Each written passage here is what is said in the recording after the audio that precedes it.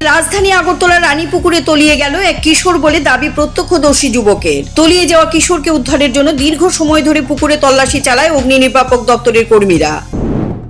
রাজধানী নাবালিকা গণধর্ষণ মামলায় আরো 3 জনকে আটক করল শ্রীনগর থানার পুলিশ। সব মিলিয়ে এই মামলায় মোট 7 জনকে আটক করা হয়।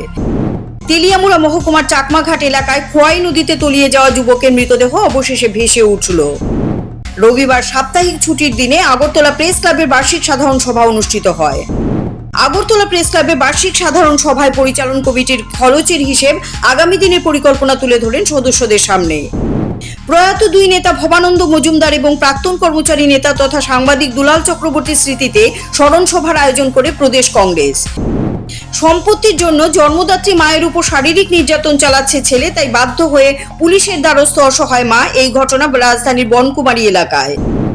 গরমের হাত থেকে রক্ষা পেতে আরো 3 দিনের জন্য রাজ্যে সকল স্কুল বন্ধ রাখার ঘোষণা করল বিদ্যালয় শিক্ষা দপ্তর। এখন থেকে রাজ্যে সকল মানুষের চিকিৎসার নথিপত্র অনলাইনে সংরক্ষণ করে রাখা হবে। এনএইচএম এর তরফে প্রেস মিট করে একথা জানানো হয়েছে।